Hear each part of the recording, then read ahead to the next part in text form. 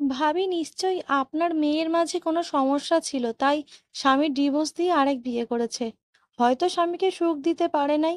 না হলে এত ভালো একটা স্বামী কিভাবে আরেক মেয়েকে পছন্দ করতে পারে? মাত্র ওই ডাইনিং টেবিলে খেতে বসেছিল অপরূপা। ড্রয়িং রুম থেকে পাশের বসার আন্টির এরূপ কথা কর্ণপাত হতেই পরবর্তী ভাতের লোকমাটা আর মুখে দেওয়া হলো না। বিমর্ষ দৃষ্টিতে তাকিয়ে থাকলো খাবারের দিকে। গলা দিয়ে যেন এখন আর বিন্দু মাত্র খাবার নামবে না। অপরূপার মা বিরক্তি নয়নে কাট কাট গলায় বললেন, আপনার অন্য কোনো কথা থাকলে বলেন, আর যদি না থাকে তাহলে এক্ষুনি বাসা থেকে বেরিয়ে যান। আমার মেয়েকে নিয়ে আর একটা কথাও আমি সহ্য করব না। আপনার ভাগ্য ভালো যে অপরূপার বাবা এ কথাটা শোনেনি। পাশের বাসার সেই মহিলাটির মুখ থমথমে হয়ে যায়। কথা শোনাতে এসে নিজেই কথা শোনার মতো অবস্থা হলো। তিনি গম্ভীর মুখে দাঁড়িয়ে কিছু না বলে বাসা থেকে বেরিয়ে যান।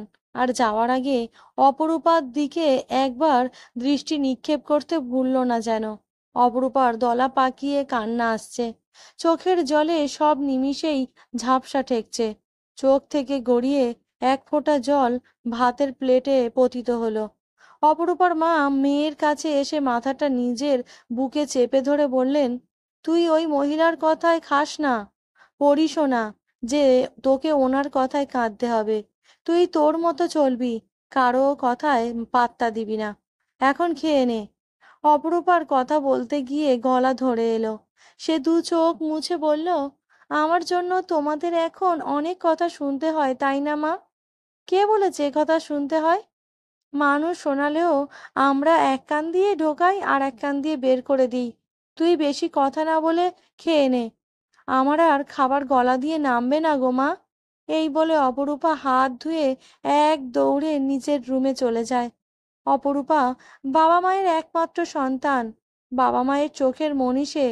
তার ইচ্ছে ছিল সে অনেক পড়াশোনা করবে, জীবনে অনেক বড় হবে, কিন্তু এইচএসসি পরীক্ষা দেওয়ার পরই তার সেই ইচ্ছাটাকে মাটি চাপা দেওয়া হয়। এক সম্ভ্রান্ত পরিবার থেকে তার বিয়ের প্রস্তাব আসে। পাত্র দেখতে শুনতে ভালো, কর্মজীবীও বটে। ওনারা অপরূপাকে ভীষণ পছন্দ করেছিলেন। তাদের প্রস্তাব ছিল কোনো কিছুর বিনিময় ছাড়া তারা অপরূপাকে তাদের ঘরের বউ করতে চান। এত ভালো একটা সম্বন্ধ অপরূপার বাবা মা নাকচ করতে পারেনি। ফলে অপরূপার শত ইচ্ছা সত্ত্বেও সেই ইচ্ছা বিসর্জন দিয়ে তাকে বিয়ের পিঁড়িতে বসতে হয়। অপরূপার শ্বশুরবাড়ির লোকেরা বলেছিল বিয়ের পর তাকে পড়াশোনা করাবে, যার জন্য অপরূপার বাবা মা অপরূপাকে বুঝিয়ে শুনিয়ে বিয়েতে রাজি করায়। কিন্তু বিয়ের পরেই তার শ্বশুরবাড়ির লোকেদের মত পাল্টে যায়। শাশুড়ির এক কথা, বিয়ের পর এত পড়াশোনা করলে সংসার কিভাবে সামলাবে? এত পড়াশোনা করতে হবে না। শুধু শাশুড়ি নয়, বাড়ির প্রতিটি সদস্যই একই মন্তব্য ছিল।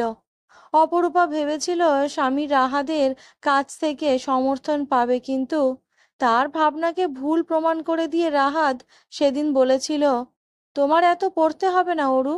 এত পড়ে কি করবে? চাকরি করবে? আমার কি কম টাকা নাকি? আমি যে টাকা উপার্জন করি তাতে আমাদের সারা জীবন চলে যাবে। শেষমেশ অপরূপার আর কোনো উপায়ন্তর থাকলো না। সেও ধরে নিল মন দিয়ে কেবল সংসারটাই করবে। সে এখন বাড়ির বউ, আর বউদের প্রধান দায়িত্ব হলো সংসার সামলে রাখা। তাই সে ও নিজেকে সংসারে সমর্পিত করলো। বিয়ের পর তার দিন ভালোই সুখে কাটছিল। রাহাত তাকে খুব ভালোবাসতো। প্রতিদিন অফিস থেকে ফেরার সময় তার জন্য দুটো চকলেট ও একটি ফুলের গাছরা নিয়ে আসতো। কিন্তু এই সুখের সংসারটাতেই যেন কারোর কুনজর পড়ল। দিন দিন অপরূপা লক্ষ্য করে রাহাত আর আগের মতো তাকে ভালোবাসে না, তার যত্ন করে না। এখন আর তার জন্য নিয়ম করে চকলেট গাজরা আনে না। কিন্তু কিছু বললে বলে অফিসে কাজের চাপে আনতে মনে ছিল না। অথচ আগে শত কাজের চাপ থাকলেও এগুলো আনতে ভুলতো না। তার সাথে এখন আর ঠিক মতো কথা বলে না, মোহনীয় দৃষ্টিতে তাকায় না। রাহাত যে তাকে আর একদমই ভালোবাসে না সেটার প্রমাণ পেয়েছিল সেদিন। যেদিন রাহাদের পাশে অপর একজন মেয়েকে বধূ সাজে দেখেছিল, অপরূপা সেদিন নিজের চোখে বিশ্বাস করতে পারছিল না যে এটাই কি তার আগের রাহাত, যে রাহাত তাকে কিছুক্ষণ না দেখলেই অস্থির হয়ে যেত, তাকে ভালোবাসার জন্য মরিয়া হয়ে উঠত। রাহাত তার চোখের সামনে দিয়ে তার সদ্য বিয়ে করা বউ নিয়ে ঘরে ঢুকে গেল। অপরূপা ক্রমে ক্রমে কেমন নিস্তেজ হয়ে যেতে থাকলো। তার সবচেয়ে বেশি খারাপ লাগলো এটা দেখে যে সেদিন কেউই রাহাতের এই কাজের জন্য তাকে তিরস্কার করেনি, বরং সবার চোখে মুখেই ছিল খুশির ঝলক। অপরূপার শাশুড়ি মা এসে বলেছিলেন, তুমি চাইলে এ বাড়ি থেকে চলে যেতে পারো, আবার চাইলে থাকতেও পারো, তবে খবরদার তোমার জন্য যেন রাহাতের জীবনে কোনো অশান্তি না হয়। সে বুঝতে পারল এ বাড়িতে তার দিন ফুরিয়ে এসেছে। এটাও বুঝতে পারল সকলের সম্মতিতেই রাহাত এই বিয়েটা করেছে, কেবলমাত্র তার সম্মতি বাদে। সেদিনই নিজের সকল জামা কাপড় গুছিয়ে বাবার বাড়িতে চলে এলো। বাবার বাড়ি যাওয়ার পরপরই রাহাত তাকে ডিভোর্স লেটার পাঠিয়ে দেয়। শ্বশুর বাড়ি থেকে যাওয়ার আগে রাহাত ও তার স্ত্রীকে সে এক পলক দেখে নেয়। শেষবারের মতো রাহাতকে জিজ্ঞেস করেছিল, কেন করলে এমন? কি দোষ ছিল আমার? জবাবে রাহাত বলেছিল, তোমাকে আমার সাথে মানায় না অপরূপা। বাহ, অরু থেকে এখন অপরূপা! রাহাত তাকে ভালোবেসে অরু ডাকতো, আর এখন সেই ভালোবাসা কিনা মানিয়ে নেওয়ার ঠেকলো। এতদিন তো খুব মানিয়েছে, তাহলে এখন?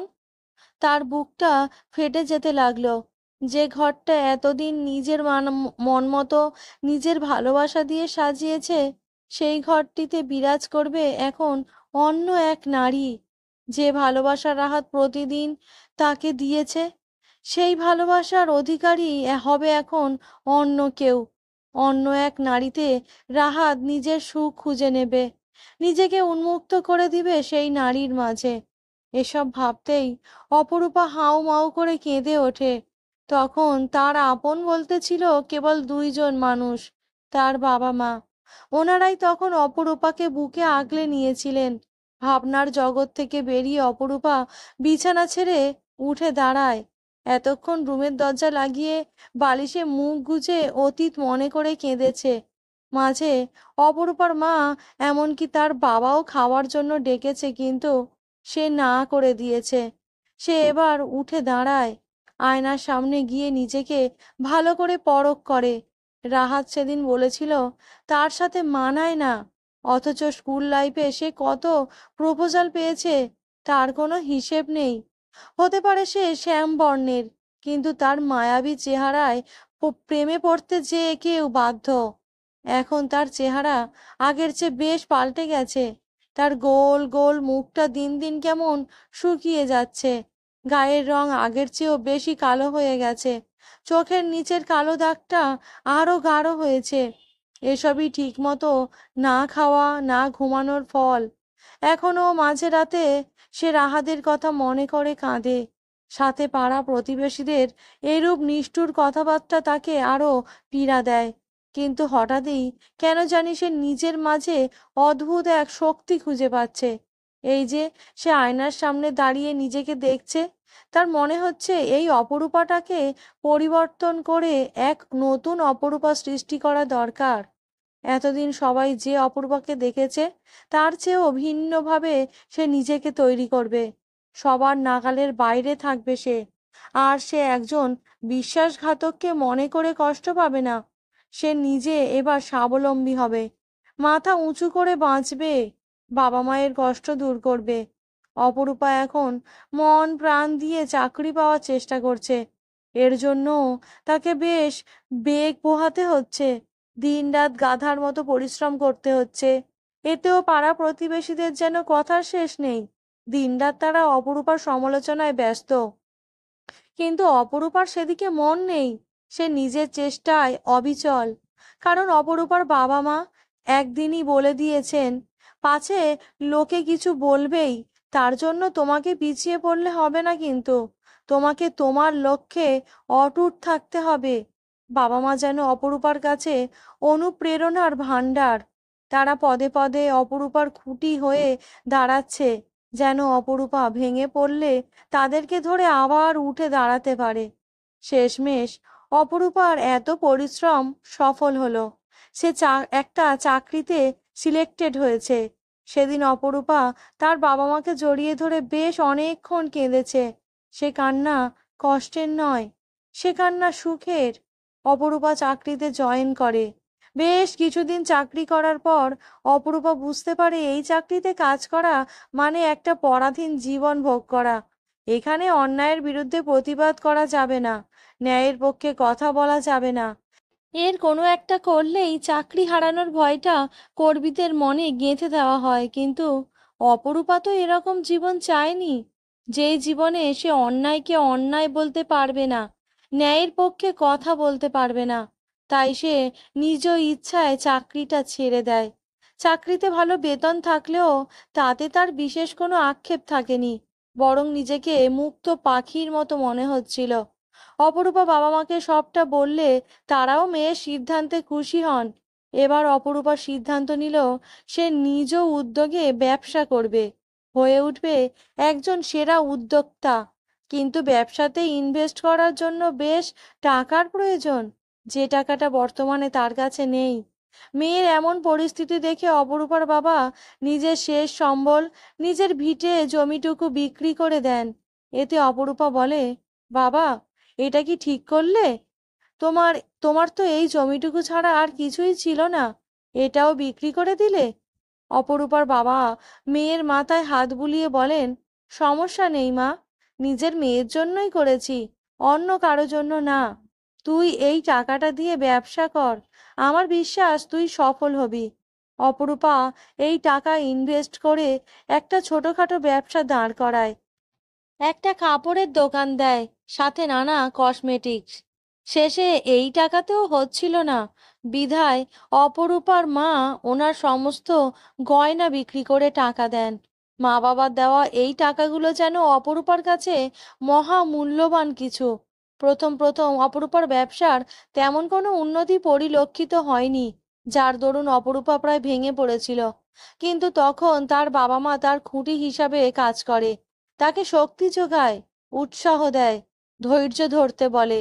কারণ ধৈর্যের ফল মিষ্টি হয়। হ্যাঁ, ধৈর্যের ফল মিষ্টি হয়েছে। ধীরে ধীরে অপরূপার ব্যবসার উন্নতি ঘটতে থাকে, কাস্টমার বাড়তে থাকে। অপরূপার ছোট্ট দোকানটি ধীরে ধীরে বড় হতে থাকে এবং কয়েক বছর পর সেটি শহরের একটি বিখ্যাত মার্কেটে পরিণত হয়। এই মার্কেট এখন সবাই এক নামে চেনে। এখানে সবচেয়ে উন্নত মানের পোশাক, কসমেটিক্স পাওয়া যায়। অপরূপার এই মার্কেটটিতে এখন কাজ করে শত অসহায় নারী, যাদের পাশে দিন শেষে দাঁড়ানোর মতো কেউ থাকে না। তারা যেন স্বাবলম্বী হতে পারে, তাই তাদেরকেই কাজ দেওয়া হয়। অপরূপা এখন শহরে একটা বড় বাড়িতে তার বাবা মাকে নিয়ে থাকছে। মাকে বছরের পর বছর নতুন নতুন গয়না বানিয়ে দিচ্ছে, বাবাকে নিত্য নতুন পাঞ্জাবি পায়জামা কিনে দিচ্ছে। তাদেরকে মাথায় করে রাখছে সে, কারণ তার দুঃসময়ে তারা পাশে না থাকলে সে আজকের অপরূপা হয়ে উঠতে পারতো না। অপরূপা আজ মন মতো সাজলো। একটা আকাশি কালারের শাড়ি পরে চুলগুলো বেনুনি করে নিল, চোখ ভর্তি কাজল দিল, ঠোঁটে লিপস্টিক, মুখে হালকা একটু প্রসাধনী দিল। এতেই যেন অপরূপাকে রাজ্যের সুন্দরী লাগছে। অপরূপার চোখের নিচে সেই দাগটি আর নেই, শুকিয়ে যাওয়া মুখটি আবারও ভরে এলো। দু চোখে কেবল সে এখন সুখ দেখতে পায়। সে নিজেকে আবার নতুন করে আবিষ্কার করতে পেরেছে। হ্যাঁ, সে এখন সবার ধরাছোঁয়ার বাইরে।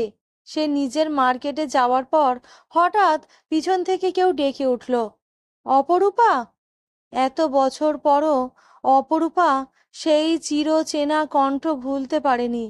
শোনা মাত্রই চকিত দৃষ্টিতে তাকিয়ে দেখল রাহাতকে, সাথে রাহাতের স্ত্রী নামিরা। রাহাত অপরূপার দিকে এগিয়ে আসলো। আজ কেন জানি অপরূপার দিক থেকে তার চোখ সরছে না। ইচ্ছে করছে হাজার বছর ধরে এই শ্যাম মোহিনীর দিকে তাকিয়ে থাকতে। রাহাত একটু অবাক স্বরে বলল, তুমি এখানে? কিছু কিনতে এসেছো নাকি? অপরূপা হাসলো। সে জবাব না দিয়ে বলল, আপনি এখানে কি করছেন? রাহাত ইতস্তত বোধ করল। সত্যিটা বললে সে অপরূপার সামনে ছোট হয়ে যাবে, তাই সত্যিটা লুকালো। বলল, আমি নামিরাকে নিয়ে মার্কেট করতে এসেছি। শুনেছি এটা নাকি অনেক উন্নত মানের মার্কেট। এখানে অনেক ভালো ভালো পোশাক পাওয়া যায়। তার মধ্যেই একজন কম বয়সী মেয়ে এসে অপরূপাকে বলল, ম্যাডাম, আপনি আজ এসেছেন? ভালোই হয়েছে। একটু আসবেন? দেখেন না কি একটা ঝামেলা হয়েছে। অপরূপাকে ম্যাডাম ডাকতে দেখে রাহাত একটু অবাক হয়ে জিজ্ঞেস করলো, তুমি কি মেয়েটার কিছু হও? না মানে, তোমাকে ম্যাডাম ডাকছে যে? অপরূপা হেসে বলল, আপনি যে মার্কেটটায় দাঁড়িয়ে আছেন সেই মার্কেটটার মালিক আমি। এটা আমার তিল তিল করে গড়া বহু আকাঙ্ক্ষার ফল। রাহাত বিস্ময়ে হাঁ হয়ে যায়। নামিরা মাথা নিচু করে ফেলল। সে শুনেছিল একজন নারীর বহু পরিশ্রমে এই মার্কেটটি গড়ে ওঠে, কিন্তু সেই নারী যে অপরূপা সেটা সে কখনো কল্পনাও করেনি। রাহাত যে সত্যটা লুকানোর চেষ্টা করেছিল সেই সত্যটা বোধহয় আর লুকানো যাবে না। সে এবার বলল, বাহ, কংগ্রাচুলেশনস অপরূপা। থ্যাঙ্কস। রাহাত একটু ইতস্তত বোধ করে বলল, অপরূপা, তোমার সাথে একটু কথা ছিল। একটু পর বলেন, আমাকে এখন যেতে হবে। এই বলে অপরূপা সেই মেয়েটির সাথে চলে যায়। কিছুক্ষণ পর এসে বলে, কি জানি বলবেন? তখন রাহাতের স্ত্রী নামিরা বলে, আপু, শুনেছি এখানে নাকি অনেক অসহায় মেয়েদের কাজ দেওয়া হয়, তাই আসলাম। আমাকে কি সেলসম্যান হিসাবে এখানে কাজ করতে দেওয়া যাবে? আপু, প্লিজ না করো না, খুবই অভাবের মধ্যে আছি। অপরূপা নামিরাকে কিছু না বলে রাহাতের দিকে তাকিয়ে বলল, আপনার স্ত্রী কাজ করলে সংসার কে দেখবে? রাহাত ধীর কণ্ঠে বলল, আসলে আমার চাকরিটা আর নেই। বাড়িতে ভীষণ অভাব।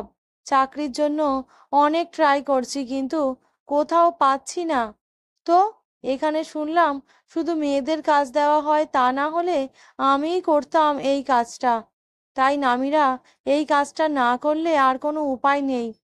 অপরূপার একটু খারাপ লাগলো, কিন্তু তারও এখন কিছু করার নেই, কারণ তার এই মার্কেটে কর্মীর অভাব নেই। আরও কত মেয়েরা আবেদন করে রেখেছে, তাদেরই সে কাজ দিতে পারছে না। সে বলল, দুঃখিত, এখানে কর্মীর কোনো অভাব নেই, সুতরাং কাজটি দিতে পারছি না। রাহাত অনুরোধ করে বলল, অপরূপা, একটু দেখো না কিছু করা যায় কিনা। কিছু করা গেলে আমি অবশ্যই করতাম। আমি অতটাও নিষ্ঠুর নই যে মানুষ আমাকে কষ্ট দিবে দেখে বিনিময়ে তাদেরকেও কষ্ট দেব। সত্যিই এখানে কাজ করার লোকের অভাব নেই। আরও অনেকেই আবেদন করে রেখেছে, তাদেরকেই কাজ দিতে পারছি না। তো আপনার স্ত্রীকে কিভাবে দেব বলুন? এই বলে অপরূপা চলে যেতে উদ্যত হলে আবারও পিছু ফিরে রাহাতের দিকে এগিয়ে আসে। হাসি মুখ করে বলে, ধন্যবাদ আমাকে ডিভোর্স দেওয়ার জন্য। তা না হলে এই সুন্দর জীবনটি পেতাম না।